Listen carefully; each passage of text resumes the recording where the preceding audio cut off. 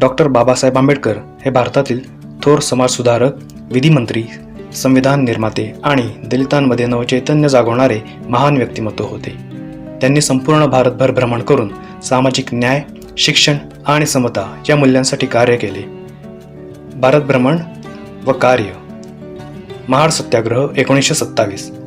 बाबासाहेबांनी महाराष्ट्रातील महाड येथे दलितांना सार्वजनिक पाणवठ्याचा 14 तळे वापर करण्याचा हक्क मिळवून देण्यासाठी सत्याग्रह केला.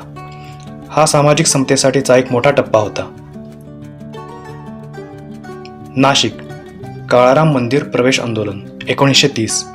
बाबासाहेबांनी नाशिकच्या काळाराम मंदिरात अस्पृश्यांना प्रवेश मिळावा यासाठी आंदोलन छेडले. हे धार्मिक समतेसाठी एक महत्त्वाचे कार्य होते. पुना करार 1932. दलितांना स्वतंत्र मतदारसंघ मिळावा यासाठी बाबासाहेबांनी गांधीजींशी चर्चा केली. या चर्चेचा परिणाम म्हणजे पुना करार, ज्याने दलितांना राजकीय प्रतिनिधित्व मिळवून दिले. संपूर्ण भारतात धर्मांतर आंदोलनाचे प्रचार कार्य. बाबासाहेबांनी दलितांना बौद्ध धर्म स्वीकारण्याचे आवाहन करत संपूर्ण भारतभर प्रचार केला. 1956 मध्ये त्यांनी लाखो अनुयायांसह बौद्ध धर्म स्वीकारला. संविधान निर्मितीचे काम. संविधान मसुदा समितीचे अध्यक्ष म्हणून बाबासाहेबांनी संपूर्ण देशातून माहिती गोळा केली आणि भारताचे संविधान तयार केले. त्यांनी विविध राज्यातील कायदे आणि समाजव्यवस्थांचा अभ्यास केला.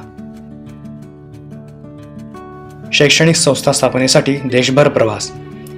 बाबासाहेबांनी देशभर फिरून दलित मुलांसाठी शाळा, वसतिगृहे आणि शैक्षणिक संस्था स्थापन केल्या. त्यांच्या भारत भ्रमणाने शिक्षणाची ज्योत पेटली. लखनौ, नागपूर आणि अन्य ठिकाणचे दौरे.